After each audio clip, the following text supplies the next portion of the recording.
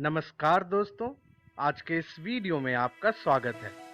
आज हम दशमलव भाग 2 के बारे में पढ़ेंगे। आज के इस वीडियो में हम सबसे पहले दशमलव संख्याओं का सरलतम भिन्न निकालना सीखेंगे।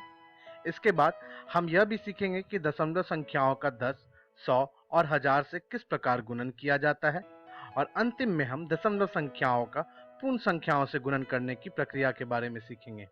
तो आइए आज का पाठ्यक्रम शुरू करते हैं। सबसे पहले हम दशमलव संख्याओं का सरलतम भिन्न निकालना सीखें। जैसा कि आपको याद होगा, एक चॉकलेट का अगर हम 10 बराबर हिस्सा काटें और इसमें से अगर हम 2 हिस्से को लेते हैं तो उसे हम दशमलव संख्याओं में किस प्रकार लिखते हैं? जी हाँ, उसे हम 0.2 लिखेंगे। अगर मैं आपको बोलूं कि इसे हम भिन्न में लिखना है तो भिन्न में इसे हम लिखने के लिए हर भाग में 10 लिखेंगे, क्योंकि हमारे पास कुल भाग 10 है, और अंश वाले भाग में हम 2 लिखेंगे क्योंकि 10 में से हमने 2 लिया था। तो जो हमारा भिन्न होगा वह होगा 2/10। अब इस भिन्न को हमें यह देखना है कि प्राकृत संख्याओं के समूह में एक को छोड़कर वह कौन सा प्राकृत संख्या है जिसका की प्रयोग कर हम भिन्न के हर व अंश दोनों ही भागों का विभाजन कर सकें। तो बाएं से दाएं की ओर बढ़ते वक्त हम यह देख सकते हैं कि हर व अंश दोनों ही भागों का विभाजन करने के लिए हमारे पास 2 वह संख्या है जिससे कि हम अंश व हर दोनों ही भागों का विभाजन कर सकते हैं।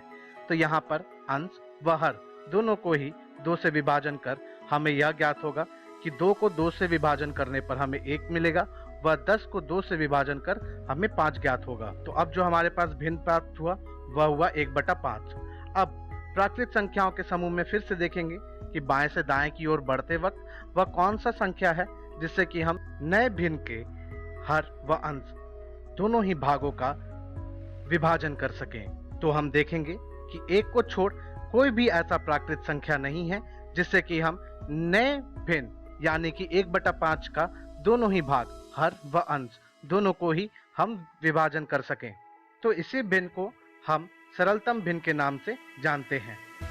तो दशमलव संख्याओं का सरलतम भिन्न निकालने की प्रक्रिया में आपने देखा कि सबसे पहले हमने दशमलव संख्या को उसके भिन्न में बदला और फिर भिन्न को हमने सरलतम भिन्न में बदला। इस प्रक्रिया में सबसे महत्वपूर्ण भाग है दशमलव संख्या को भिन्न में बदलना। तो आइए अब हम दशमलव संख्या को भिन्न में बदलना सीखें। इसके लिए हमने यहाँ पे उदाहरण के लिए 3.25 लिया है। यहाँ पे दशमलव के बाद हमें दाईं तरफ यह देखना है कि दशमलव भाग में कितने अंक हैं। तो जैसा कि यहाँ पर 2 अंक हैं, तो भिन्न के हर भाग में हम 1 के बाद 2 शून्य लगा देंगे, तो वह हो जाएगा 100। अब हमारे दशमलव संख्या में दशमलव को छोड़कर जो अंक है उनको हम जैसे का तैसा अंश भाग में लिख देंगे। तो हमने लिख दिया 325। तो जो हमारा भिन्न हो गया वह हो गया 325/100। तो इस प्रकार हमने दशमलव संख्या को भिन्न में बदल दिया। ठीक इसी प्रकार 12.332 को भिन्न में बदलने के लिए हम दशमलव संख्या के बाद यह देखेंगे कि कितने अंक हैं। तो यहाँ पे कुल 3 अंक हैं, तो हम हर भाग में 1000 लिखेंगे। और जैसा कि हमारे पास दशमलव संख्या में 12.332 हैं, तो दशमलव छोड़ 12,332 हम अंश भाग में लिख देंगे। तो हमारे पास जो भिन्न प्राप्त होगा वह हो गया 12,332/1000। अब आपके लिए एक प्रश्न है कि 1.25 का सरलतम भिन्न कितना होगा। आप इसका उत्तर ज्ञात करिए और इस वीडियो के अंतिम में मैं आपको इसका उत्तर बताऊंगा और तब देखते हैं कि आपने सही उत्तर ज्ञात किया है या नहीं। आइए अब हम दशमलव संख्याओं का गुणन 10, 100 व 1000 से सीखें। तो सबसे पहले उदाहरण के लिए हमने यहाँ पे 5.12 को 10 से गुना करने के लिए लिया है। तो हम यहाँ पर दशमलव के स्थान से हम इस दशमलव संख्या को लिख लेंगे। तो यहाँ पर कुछ इस तरीके से हम 5.12 को लिखेंगे। अब 10 में हमें यह देखना है कि कितने शून्य हैं। तो यहाँ 1 शून्य है, तो हम दशमलव संख्याओं के सारे अंकों को एक एक कदम बाएं की तरफ बढ़ाएंगे। तो 5 को एक कदम बाएं की तरफ बढ़ाएंगे, फिर 1 को भी बाएं कदम बढ़ाएंगे, फिर 2 को भी एक कदम हम बाएं की तरफ बढ़ाएंगे और अंतिम में जो हमें उत्तर ज्ञात होगा वह कुछ 51.2 ज्ञात होगा। तो हम कह सकते हैं कि 5.12 गुना 10 हमारे पास 51.2 होगा।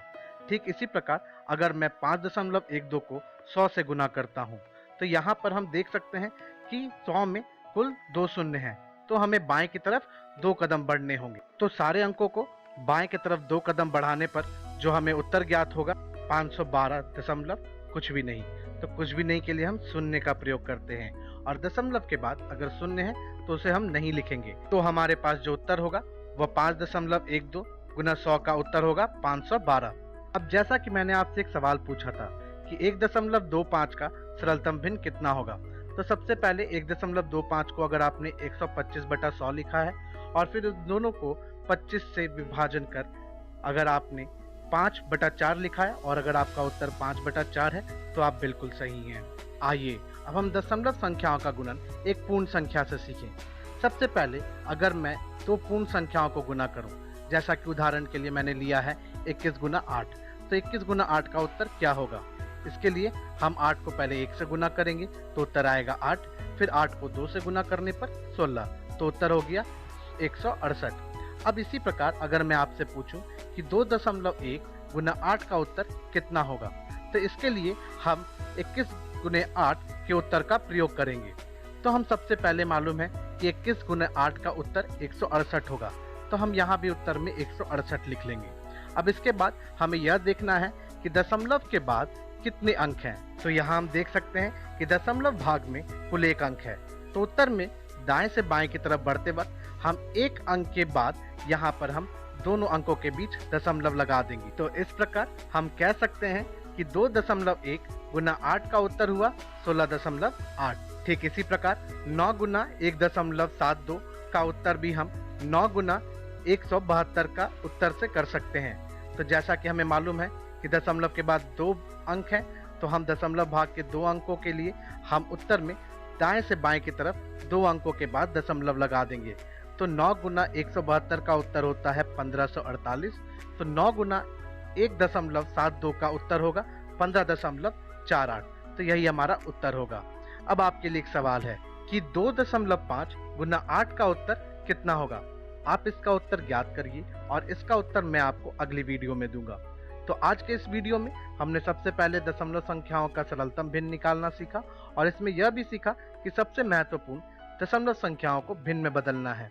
इसके बाद हमने यह भी सीखा कि दशमलव संख्याओं का गुणन 10, 100 और 1000 से किस प्रकार किया जाता है, और इनसे गुणन के समय हम अंकों को बाएं की तरफ बढ़ाते हैं।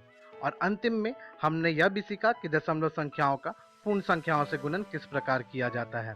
अब अपनी अगली वीडियो में हम सबसे पहले दशमलव संख्याओं का दशमलव संख्याओं से गुणन सीखेंगे, और अंतिम में हम दशमलव संख्याओं के भाग के बारे में भी सीखेंगे।